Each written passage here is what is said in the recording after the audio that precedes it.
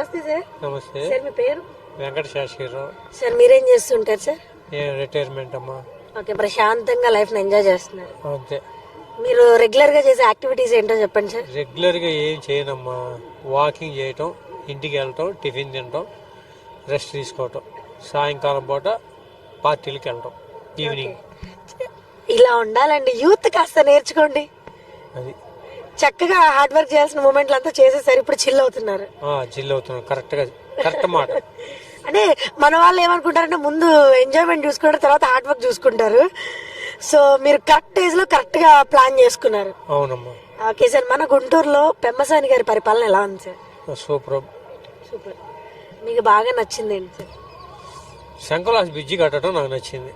ముందు తప్పు కానీ ఒప్పు కానీ పడగొట్టేసి దాన్ని రెడీ చేయడానికి అహర్నిశ కష్టపడుతున్నాడు కాబట్టి నేను ఓటు మటుకు ఆయనకే వేస్తాను. ముందు ఆ బ్రిడ్జి పడాలి. పడితే కొద్దిగా మనకి చాలా బాగుంటుంది. అది రేపు ఎప్పుడైనా సరే ఆ బ్రిడ్జి వీళ్ళు ఇప్పుడు చేయలేదనుకోమ్మా, రేపొద్దున కూలిన తర్వాత ఎందుకు చేయలేదని ప్రతి ఒడు మాట్లాడేవాడే. అట్టంటే ఇట్టంటారు, ఇట్టంటే అట్టంటారు. అందువల్ల బ్రిడ్జి కట్టడం అనేది నెంబర్ 1. అది. Okay sir, thank you.